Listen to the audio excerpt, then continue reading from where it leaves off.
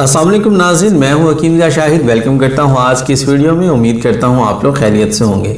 आज हम बात करने वाले हैं तेज़ाबियत और अल्सर के हवाले से। वो लोग जो अल्सर का शिकार हैं, अल्सर किसी भी किस्म का है, मैदे में है, अंतड़ियों में है, कहीं भी है, बेसिकली अल्सर ज़ख़म का नाम है, तो अंदर जो अंदरूनी ज़ख़म हो जाता है उस हवाले से आज का नुस्खा। उसके अलावा जो तेज़ाबियत हो जाती है बहुत ज़्यादा, और वैसे भी आजकल रमज़ान चल रहा है तो तेज़ाबियत का मसला तो बहुत ज़्यादा लोगों के साथ है, क्योंकि चिकनाई वाली चीज़ें बहुत ज़्यादा इस्तेमाल की जाती हैं।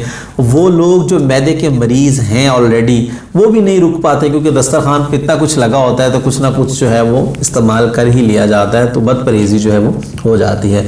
अल्सर और तेज़ाबियत ये दो चीज़ें ऐसी, एक ऐसा मर्ज़ है, इसमें आप 70% जो है अपना ट्रीटमेंट सिर्फ परहेज़ से कर सकते हैं। मतलब मेडिसिन का तो काम है ही है, लेकिन इसमें 70% जो है आपको परहेज़ चाहिए होता है। और परहेज़ में क्या होता है, चिकनाई वाली ज़्यादा चीज़ें इस्तेमाल नहीं करनी, ज़्यादा मिर्चों वाली चीज़ें इस्तेमाल नहीं करनी, नमक का, इवन के नमक का इस्तेमाल भी बहुत कम करना। देखें, अल्सर जो होता है ज़ख़म है। अब आप अगर मिसाल के तौर पे आपके बाजू पे या हाथ पे कहीं ज़ख़म है, तो अगर आप उस पर नमक डालेंगे तो आप लोग खुद समझिए, तो बड़ा मशहूर मुहावरा पे है ना, ज़ख्मों पे नमक छिड़कना, तो आप लोग सोचें कि कितनी तकलीफ़ जो है वो हो सकती है। तो यही सेम तकलीफ़ अंदर भी होती है जब आप कोई भी चीज़ इस तरह की इस्तेमाल करते हैं जो ज़ख़म पे जाके आपको तंग करती है, तो उससे आपको दर्द भी होना शुरू हो जाता है, जलन बहुत ज़्यादा होती है। तो ये तमाम चीज़ें जो हैं बहुत एहतियात की ज़रूरत होती है इसके अंदर। अल्सर और तेज़ाबियत के अंदर आपको परहेज़ जो है वो बहुत ज़रूरी है। अब खाना क्या है, देखिए आजकल चप्पन कद्दू आए हुए हैं, कद्दू आए हुए हैं, टिंडे आए हुए हैं, तोरियां आई हुई हैं। इससे बेहतर सब्ज़ी कोई नहीं है तेज़ाबियत और अल्सर को कंट्रोल करने के लिए। सिंपल पकवाएं इसको, बग़ैर नमक, हल्का सा हस्बे ज़ायका इसके अंदर नमक ऐड कर लें, और लाइट से इसके अंदर काली मिर्च या सब्ज़ मिर्च साबित डाल लें इसके अंदर, और उसको ऐसे निकाल दें, टेस्ट आ जाएगा उसका। तो मतलब इस किस्म का सालन पकवा के इस्तेमाल करें, ख़ास तौर पे जो अल्सर के मरीज़ हैं। और कोशिश करें कि शोरबे वाला बनाएं इसको, ज़्यादा पानी वाला, और रोटी उसके अंदर सरीद बना के इस्तेमाल करें तो बेहतरीन रहेगा। लेकिन उसके साथ साथ जो मेडिसिन है, जो नुस्खा है, वो क्या है, तो वो भी आपको बता देते हैं। लेकिन उससे पहले अगर अभी तक आप लोगों ने हमारे चैनल को सब्सक्राइब नहीं किया तो सब्सक्राइब कर लीजिए, साथ लगे बेल आइकन को ज़रूर प्रेस कर लीजिए ताकि लेटेस्ट वीडियोज़ आपको मिलती रहे। तो बताते हैं आज का नुस्खा आपको कि क्या आप लोगों ने इस्तेमाल करना है। जहर मोहरा ख़ताई आप लोगों को चाहिए होगी। अब ये जहर मोहरा ख़ताई के नाम से परेशान नहीं हो जाना। जहर मोहरा ख़ताई एक पत्थर टाइप होता है, आपको पंसारी से मिल जाएगा आराम से। नंबर 2 पे आप लोगों ने मग़ज़ सौंफ चाहिए होगा। नंबर 3 पे आप लोगों को मग़ज़ धनिया चाहिए होगा। ये जो हम घर में धनिया इस्तेमाल करते हैं ना, खुश्क धनिया, उसका मग़ज़ चाहिए होगा। और गुले सुर्ख चाहिए होंगे आपको, और मिश्री चाहिए होगी, मतलब जो मिश्री या चीनी कुछ भी आप कह लें। तो ये आपको मुकम्मल नुस्खा। अब क्या तरीका है, क्या वज़न है, वो भी सुन लीजिए। जहर मोहरा ख़ताई जो है ये आप लोग लेंगे सिर्फ 10 ग्राम, ठीक है। और मग़ज़ सौंफ, अब मग़ज़ सौंफ पे आप परेशान हो जाएंगे। तो मग़ज़ सौंफ होता क्या है कि जो हमारे पास सौंफ होते हैं आम घर में इस्तेमाल होने वाले, उसको आपने हल्का सा भून लेना है, किसी भी फ्राई पैन में डाल के हल्की सी आग जला के उसको भून लें। उसके बाद जब उसको आप ऐसे हाथ से रगड़ेंगे ना तमाम के तमाम को, या किसी भी चीज़ से हल्का हल्का उसको कूट लें।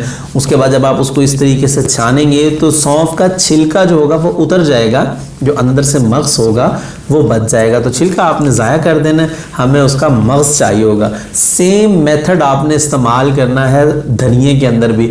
धनिए को भी हल्का सा आपने भून लेना है। भूनने के बाद हाथ की मदद से जब ऐसे उसको रगड़ेंगे तो उसका छिलका अलग हो जाएगा, तो छिलका आपने उड़ा देना है। बाकी जो मग़ज़ बचेगा ये हमें चाहिए होगा 20 ग्राम। इसी तरीके से सौंफ का जो मग़ज़ है वो भी हमें चाहिए होगा 20 ग्राम। इसके बाद बारी आ जाती है गुले सुर्ख की। जो गुलाब की जो पत्तियां होती हैं ये हमें चाहिए होंगी 30 ग्राम। अब होता क्या है कि जब आप पंसारी से गुले सुर्ख लेंगे तो उसके अंदर बहुत सारी जो इसकी जो गांठे कह लें या डुंडियाँ कह लें जो इसके अंदर होती हैं वो आप लोगों ने निकाल देनी है। सिर्फ आपने पत्ते लेने हैं जो सुर्ख होंगे, वो आपने पत्ते इस्तेमाल में लेके आने, और वो होने चाहिए 30 ग्राम। इसके बाद आखिरी नंबर पे मिश्री हमारे पास बच जाती है, तो मिश्री हम डालेंगे 40 ग्राम। अब अगर शुगर का मसला है तो मिश्री को ऐड ना कीजिएगा, अगर शुगर का इशू नहीं है तो मिश्री को ऐड ज़रूर कर लीजिएगा। अब इन तमाम चीज़ों का आपने पाउडर कर लेना है, सफ़ूफ बना लेना है।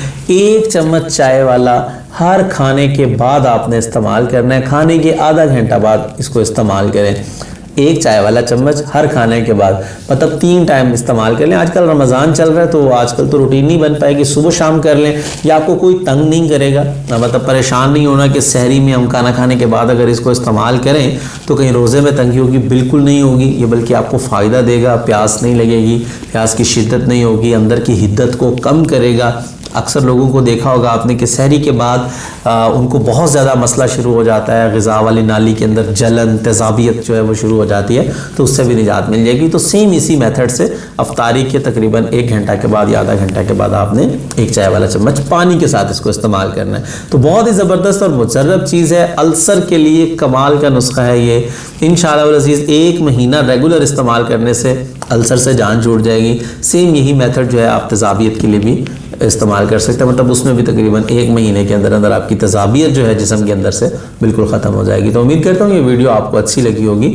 लाइक ज़रूर कीजिएगा, वीडियो को शेयर कर दीजिएगा ताकि आपके साथ साथ बहुत सारे लोगों का फ़ायदा होता रहे। तो आज के लिए इतना ही था, मिलते हैं किसी अगली वीडियो में। हकीम ज़ा शाहिद को इजाज़त दीजिए, अल्लाह हाफिज़।